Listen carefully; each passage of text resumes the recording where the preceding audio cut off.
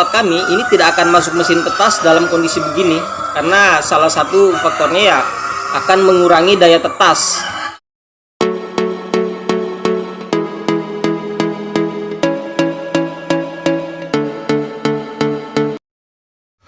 Assalamualaikum warahmatullahi wabarakatuh, sobat ternak. Senang sekali ketemu lagi dengan teman-teman di channel ini. Pada kesempatan ini saya ingin berbagi kembali tentang tips dan trik dalam dunia peternakan.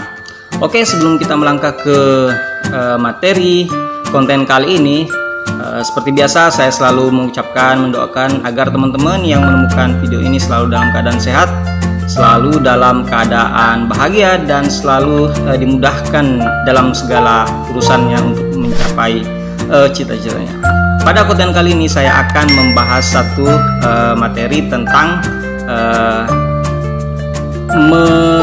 dunia penetasan ya teman-teman.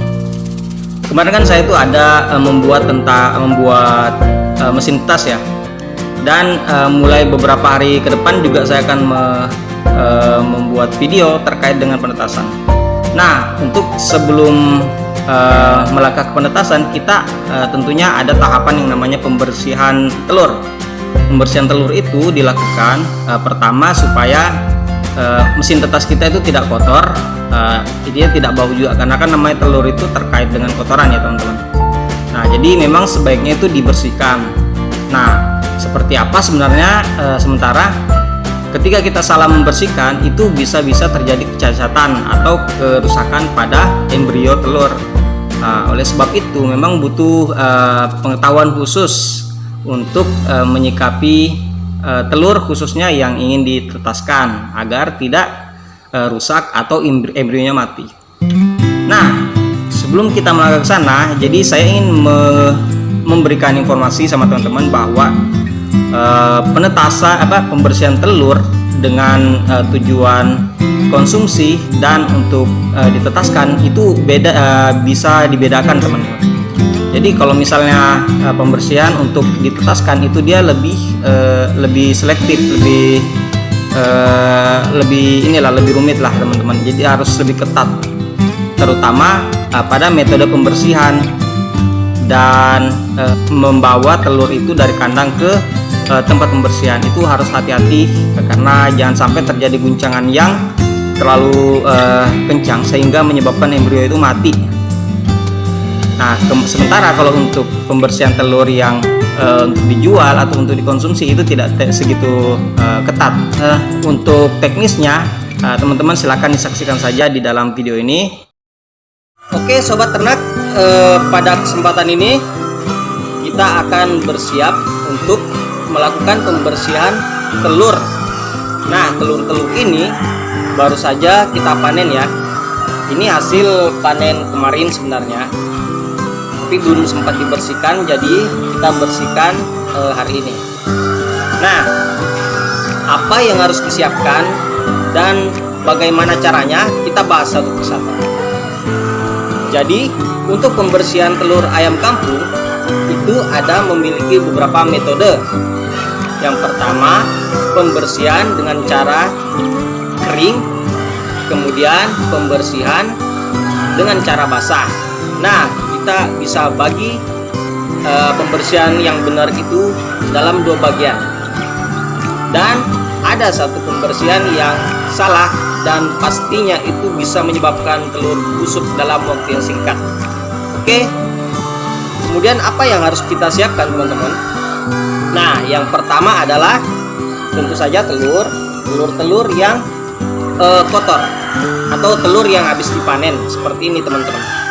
Ini adalah telur-telur yang kotor seperti ini teman-teman. Bisa disaksikan secara detail betapa kotornya telur ini. Dan ini pastinya nggak mungkin untuk dijual, apalagi dimasukkan dalam mesin tetas ya, karena ini sangat kotor. Nah, kalau misalnya dijual kan udah pasti tahu jawabannya kenapa dia tidak boleh. Sementara karena tentunya kotor, tidak layak lah, kan ini kotoran ayam. Nah, kalau untuk di tempat kami ini tidak akan masuk mesin tetas dalam kondisi begini, karena salah satu faktornya ya akan mengurangi daya tetas. karena kan panasnya tidak langsung menyentuh pada kulit ya. Panas atau suhu dan kelembaban tidak langsung menyentuh pada kulit, melainkan mampir di kotoran-kotoran ini. Jadi perkiraan penetasan itu kalaupun netas dia tidak akan sesuai jadwal. Kemudian kenapa tidak bagus dan yang lainnya ya ada kotor, bau. Ini yang disiapkan. Nah ini contoh yang telur yang bersih sesuai harapan ya, telur yang dipanen pada waktu yang sama tapi dia bersih.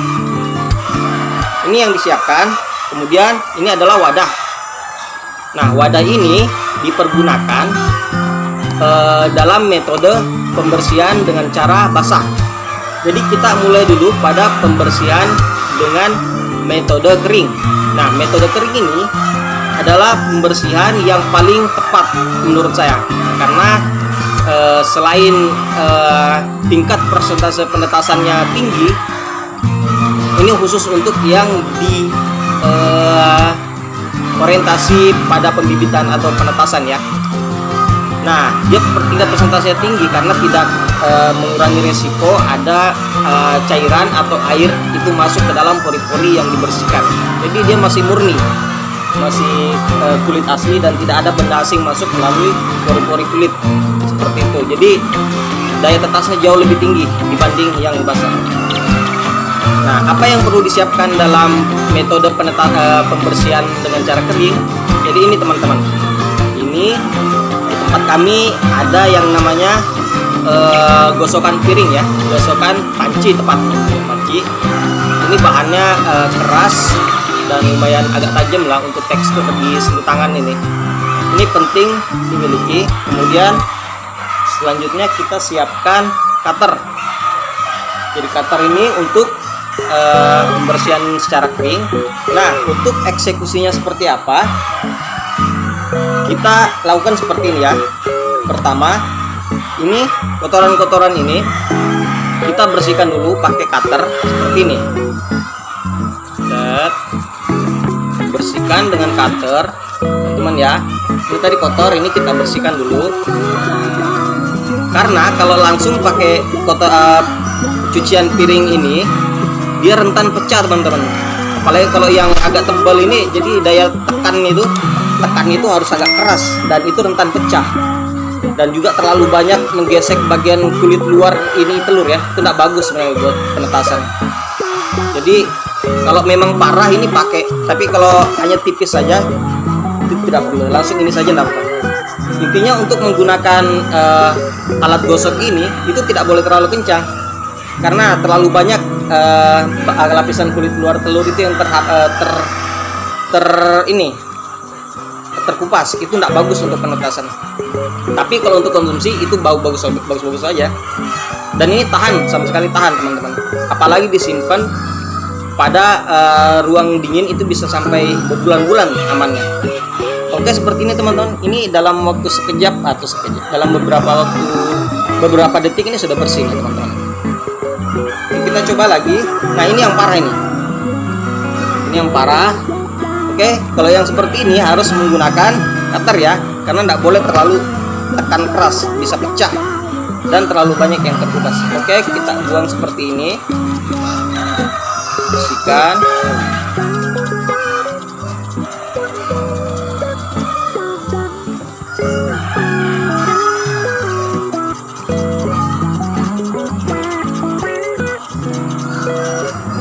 Dibersihkan semuanya seperti ini teman-teman. Nah setelah dianggap bersih seperti ini, nah yang untuk yang sisa-sisa itu dibersihkan pakai ini akan sangat cepat. Jadi metode kering ini adalah metode yang paling disarankan atau direkomendasikan untuk tetap menjaga tingginya daya tetas ataupun pertimbangan awet atau tidaknya telur ya untuk konsumsi.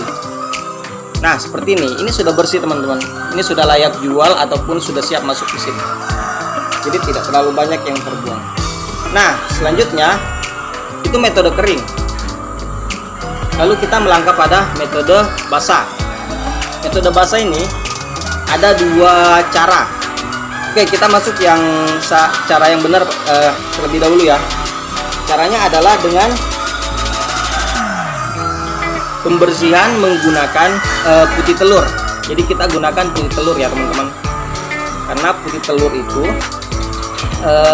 dia kandungannya sama dengan yang ada di dalam sini. Jadi sama-sama saja, bukan benda asing atau bukan zat asing yang keluar dari luar masuk ke dalam dan bisa merusak daya tahan dari telur ya. Jadi kita gunakan putih telur, kuningnya dibuang. Ini pecahkan dulu ya.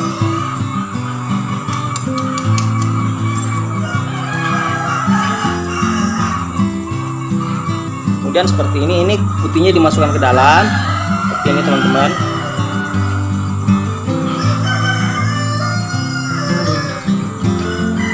Ya, kuningnya dibuang. Oke, kuningnya sudah, putihnya sudah siap. Jadi seperti ini. Telur-telur kotor ini selanjutnya kita masukkan ke dalam sini ya. Kita lap. Nah, ini selanjutnya yang disiapkan adalah ini teman-teman.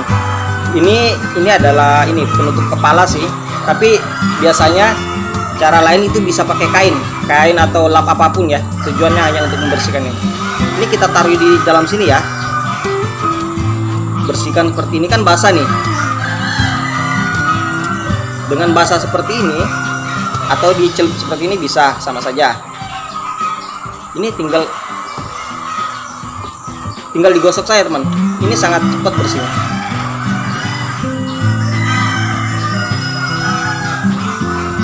Ini bersih.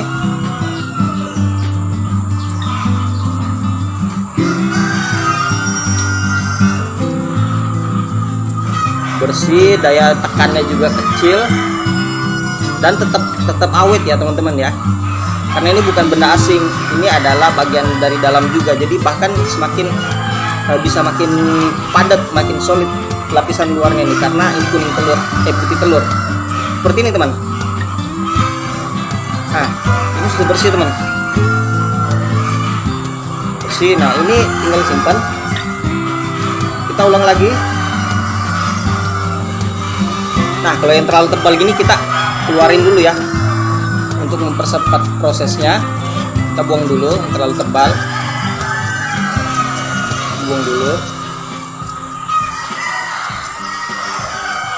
dibuang dulu kalau terlalu padat. Nah, selanjutnya ini kita taruh lagi dalam sini. Biasanya kalau populasinya banyak, biasanya itu dilakukan ini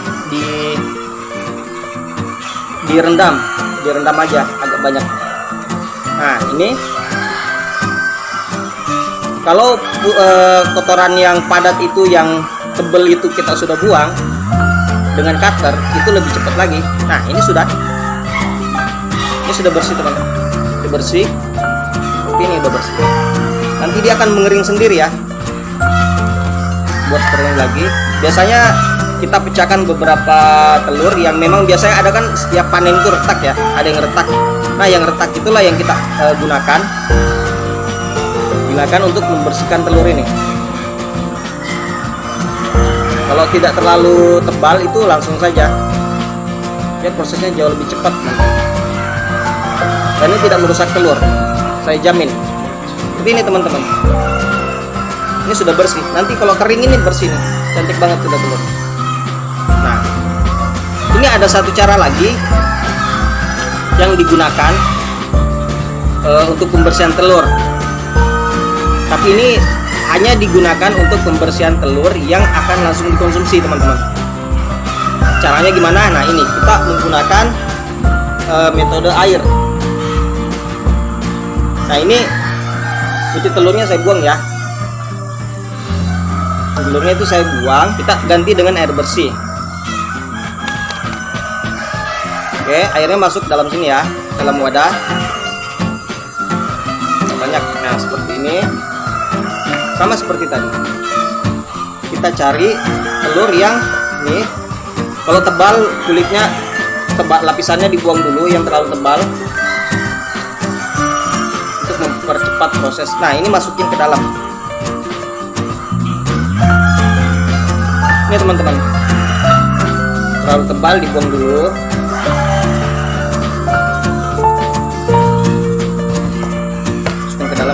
Oke, keluarin. Dan seperti ini. Ini langsung dibuka saja. Langsung lap. Sama seperti pembersihan dengan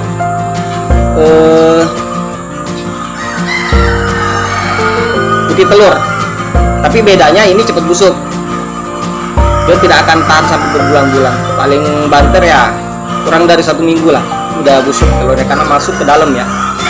Dan ini tidak bagus untuk diteruskan seperti ini. Nah, ini kan sudah dimasukin nih, tinggal lap. Biasanya kalau untuk konsumsi ini disampaikan ke pelanggan ya, bahwa ini telur hanya digunakan harus langsung dikonsumsi, atau paling tidak 1 atau 2 hari setelah beli itu, karena dia akan cepat busuk. Nah, ini langsung bersih dan ini akan kering dan cantik. Tapi ini tidak direkomendasikan bagi mereka yang ingin menetaskan atau ingin menyimpan telur dalam waktu yang lama. Oke teman-teman, ini adalah 3 metode. Silakan dipilih mana yang sesuai dengan kebutuhan. Oke, nah terus bagaimana supaya telur itu bisa tahan sampai berbulan-bulan, atau setidaknya 1 bulan lah, karena saya belum pernah eksperimen sampai lebih dari waktu itu menyimpan telur. Caranya adalah kita simpan di dalam suhu yang dingin ya.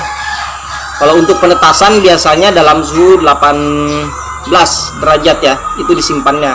Oke, suhu yang dingin itu ditaruh di situ. Kalau di rumah mungkin ditaruh di kulkas, itu awet telurnya. Dengan catatan metode pembersihannya kering atau dibersihkan menggunakan putih telur. Nah, kalau sudah seperti itu saya jamin aman dan tahan lama.